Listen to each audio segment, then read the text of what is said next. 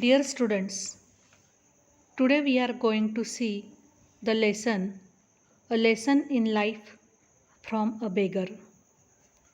This lesson is the short story which is picked from the book Wise and Otherwise.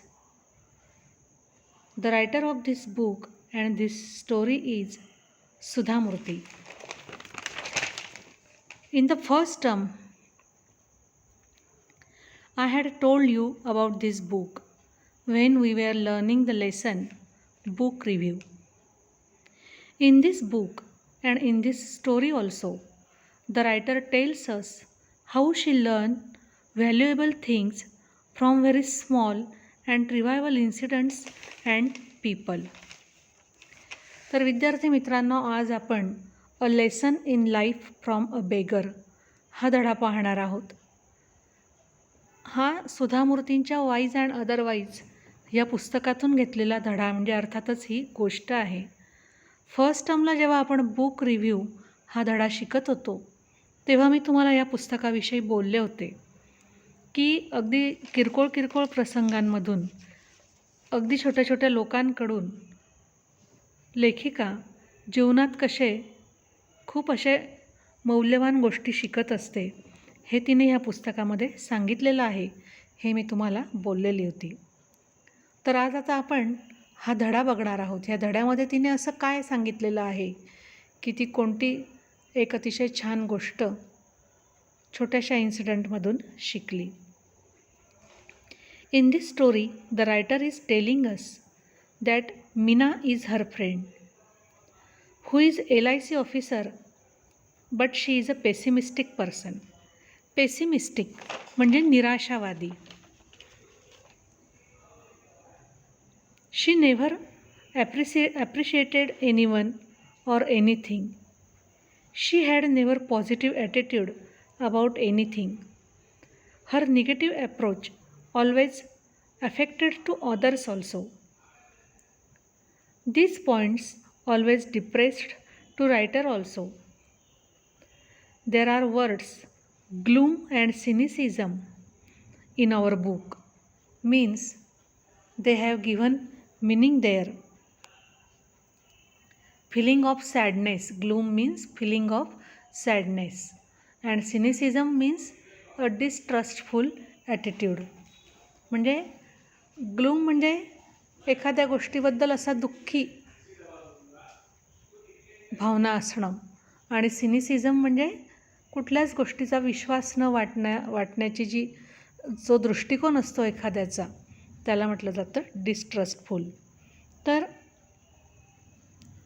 लेखिकेने एक तिच्या मैत्रिणीच्या माध्यमातून आपल्याला सांगितलेलं आहे. मीना नावाची तिची मैत्रीण असते जी LIC ऑफिसर असते, पण ती नेहमी निराशावादी असते. तिला कुठल्याच गोष्टीचं कौतुक करणं आवडत नसतं, कुठल्या गोष्टीकडे पॉझिटिव्ह ॲटिट्यूडने पाहायला तिला आवडत नसतं आणि ह्याचा परिणाम तिच्या कंपनीत जे कोणी लोक यायचे त्यांच्यावर सुद्धा व्हायचा. त्यांना पण डिप्रेस वाटायचं तिच्या ह्या निगेटिव्ह गुणांमुळे. Writer has given some examples of this. If writer said to her that someone came first in the school, she would say why not, his father is teacher in that school. If writer said someone looks very beautiful, she used to say everyone looks beautiful in youth. In this way, because of these negative points in her nature, her company never liked anyone. One day, she was transferred to Mumbai and writer forgot all about her. तर अशा प्रकारे काही उदाहरणं लेखिकेने दिलेले आहेत. सहज असं लेखिकेने जर म्हटलं की कोणीतरी मुलगा शाळेत पहिला आला तर ती त्याचं कौतुक करणार नाही, उलट म्हणेल त्यात काय विशेष आहे, त्याचे वडील त्याच शाळेत शिक्षक आहे. लेखिकेने सहज म्हटलं की कोणीतरी किती छान दिसतं, मग तारुण्यात सगळेच सुंदर दिसतात. अशा प्रकारे तिचं असा कौतुक करण्याचा कधी दृष्टिकोन हा नव्हताच. अचानक एक दिवस तिची मुंबईला बदली झाली आणि लेखिका तिच्याविषयी सगळं विसरली. After many years, when writer had gone to Mumbai, She was standing near a store because there was heavy rain and she had not umbrella. Suddenly, writer spotted Mina. Means writer saw Mina.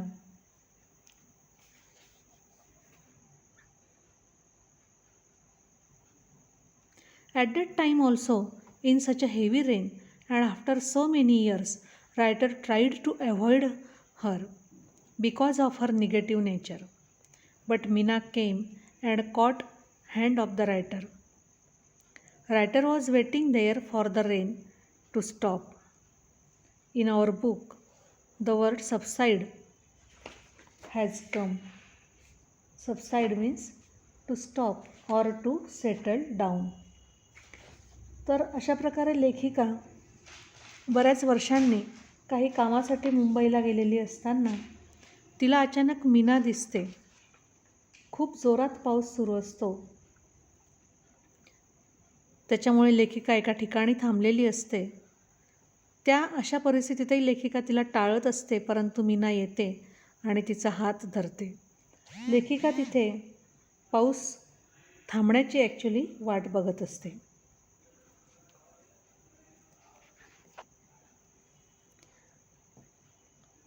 But writer got shocked because Mina was very cheerful.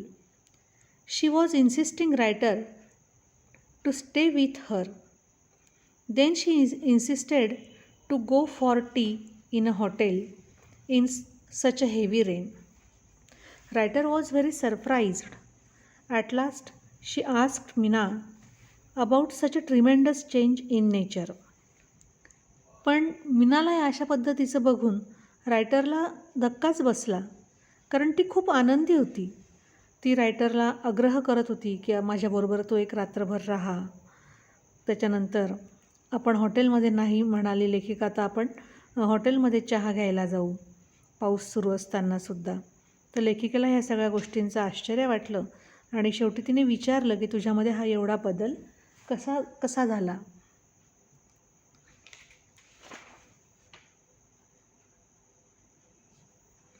Mina replied, "Not a prince, but beggar changed her life." And she told story about that. She told that there was a beggar who used to stay with her granddaughter in front of her house. ती मीना सांगते की राजकुमार नाही, परंतु एका भिकाऱ्याने माझं जीवन बदलवलं. तिच्या घराच्या समोर आपल्या नातीबरोबर एक म्हातारा मनुष्य राहत असतो. Actually she was extreme means very very. The word chronic has come for it in our book. Chronic means extreme. Actually she was a chronic pessimist, म्हणजे ती अतिशय निराशावादी असते. But she use to give him her leftovers. त्या म्हाताऱ्या माणसाला जे काही तिचे उरलेले पदार्थ वगैरे असायचे ते ती द्यायची, जो तिच्या घरासमोर आपल्या नातीबरोबर राहायचा. One day there was heavy rain and as usual Mina was cursing rain when she was not getting wet. Because of rain on that day Mina couldn't give her leftovers to that old man and his granddaughter. So actually they both were hungry. But when writer saw from her window that old man and his granddaughter were playing on the road, they were laughing, clapping and screaming joyously. त्या दिवशी पाऊस असल्यामुळे मीना तिचं उरलेलं जे अन्नपदार्थ होते ते त्या दोघांना काही देऊ शकली नाही. तिने सहज खिडकीच्या बाहेर पाहिलं तर ते दोघंजणं रस्त्यावरती खेळत होते पावसात. अक्षरशः ते भिजलेले होते तरी ते टाळ्या वाजवत होते, हसत होते, ओरडत होते. As if they were in paradise. Paradise आपल्या पुस्तकात शब्द आलेला आहे, त्याचा अर्थ होतो हेवन म्हणजे स्वर्ग. दे वेर ड्रेंच्ड, ते भिजलेले होते. हंग्री, भुकेलेले होते. But they were happy. She told writer that this scene changed her life. Actually she envied their zest. Envied म्हणजे हेवा वाटणे आणि झेस्ट म्हणजे आपल्या पुस्तकात आलेला शब्द आहे बघा, त्याचा अर्थ आलेला आहे एन्थुझियाझम, उत्साह. तिला ॲक्च्युली त्यांच्या दोघांच्या उत्साहाचा हेवा वाटला आणि ह्या सीनमुळे आपलं आयुष्य बदललं असं तिने लेखिकेला सांगितलं.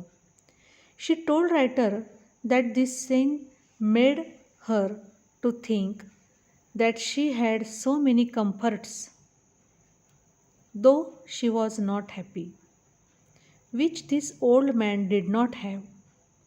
But they both knew how to be happy with life as it was. ही सगळ्यात महत्त्वाची गोष्ट आहे विद्यार्थी मित्रांनो. त्या म्हाताऱ्या माणसाजवळ आणि त्या नातीजवळ काहीच नसतं. हिच्याकडे सगळ्या काही गोष्टी असतात, परंतु त्यांना हे माहिती होतं की जीवन जसं आहे तशा जीवनामध्ये आनंदी कसं राहायचं हे त्या दोघांना माहिती होतं आणि मीनाला मात्र हे माहिती नव्हतं. On that day she felt very ashamed for herself and she decided to change her attitude towards life and she used that beggar her role model. त्या दिवशी तिला स्वतःचीच लाज वाटली आणि तिने ठरवलं की आपल्या जीवनाबद्दलचा दृष्टिकोन बदलवायचा आणि त्या भिकाऱ्याला तिने आपलं रोल मॉडेल बनवलं. When writer asked her how she changed her behaviour, she told that when something begin to realise it takes some time to put the change into effect. हा पण एक महत्त्वाचा मुद्दा आहे. आपल्या पुस्तकात शब्द आलेला आहे realisation dawned. Realisation dawned means began to realise. एखादी गोष्ट जेव्हा आपल्याला समजायला लागते, समजते, तेव्हा तिचे आपल्या वागणुकीमध्ये परिणाम दिसायला थोडासा वेळ लागतो. पण आपण जर ते ठरवलं तर आपल्याला जी गोष्ट लक्षात आलेली असते त्यानुसार नक्कीच वागू शकतो.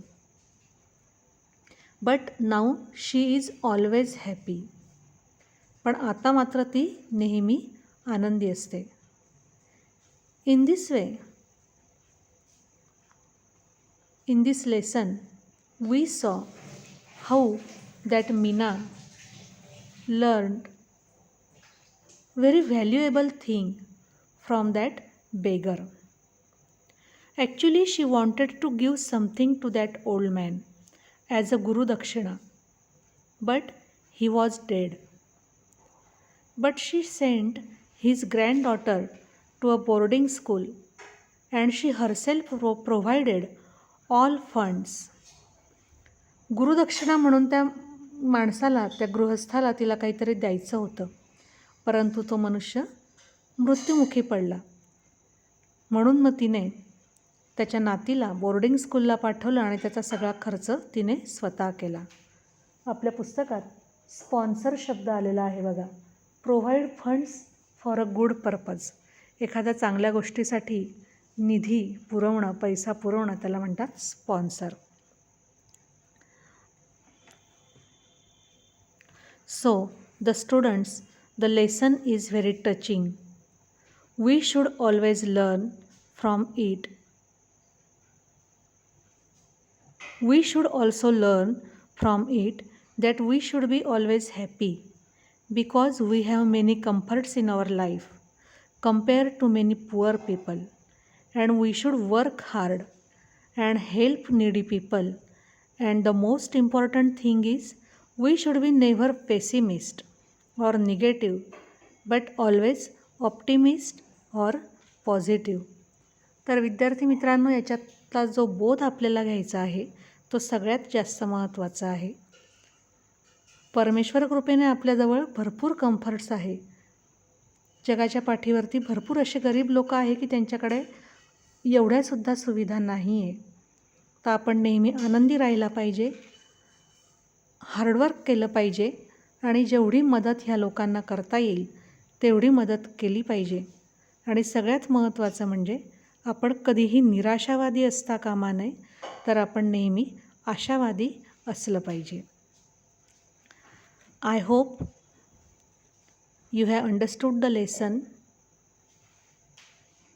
In the beginning, I forgot to tell you, you open your books so that you will understand this lesson more clearly. Thank you.